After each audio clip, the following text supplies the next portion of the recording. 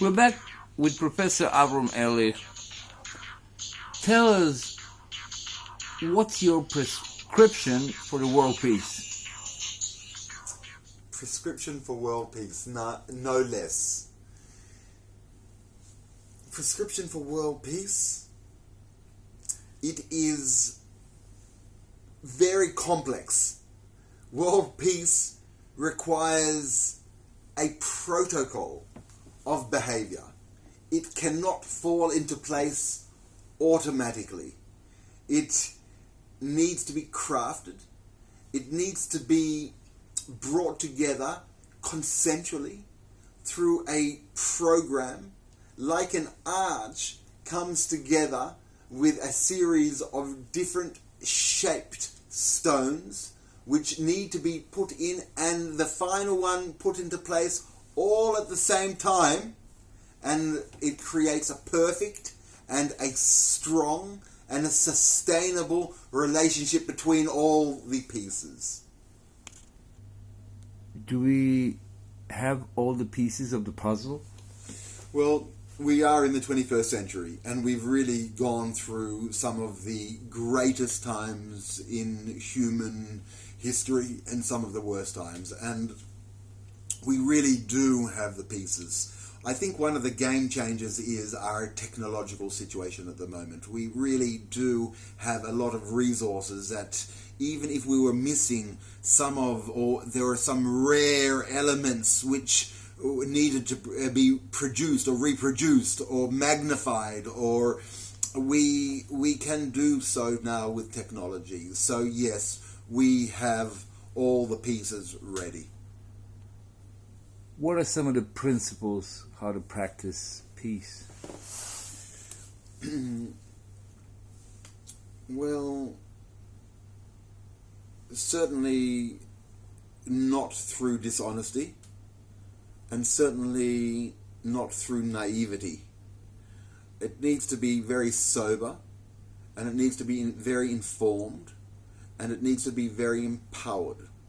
And also, I would say that history has demonstrated that too much power put in the hands of few people does not work, and the democratic structure has established that there needs to be a division of powers in order for balance. But generally, the democratic structures have said this division of powers is necessary, not because division is important for its own sake, but rather, if it is not divided, then one group will have too much power over the other. Today, with the use of technology, we could probably limit in the power of government and the power of corporations, and give more power to individuals and inspired groups. And that probably is the way to go, to limit the centralization of power and to expand and increase individual power. Now that is a great problem and challenge for world leaders and for governments, who will need eventually to realize the limits of their own authority. And that requires self-introspection. And here, the biblical story of the Pharaoh and Moses, and the hardening of Pharaoh's heart, and the softening or the circumcision of Moses' lips, is an analogy to the dynamic that needs to take place.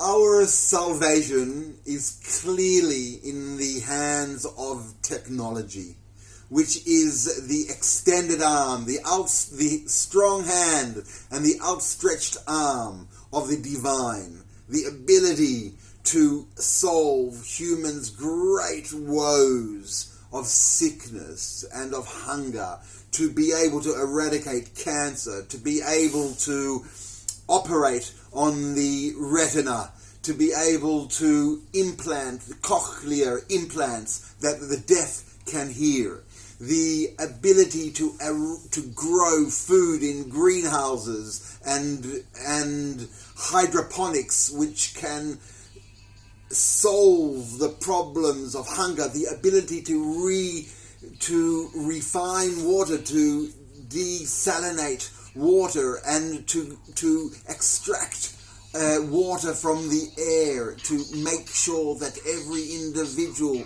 can feed and nourish themselves and their families. These are just the beginning. And after that, it is the construction of our society in any way, shape or form of value that the human genius and the inspired mind can devise.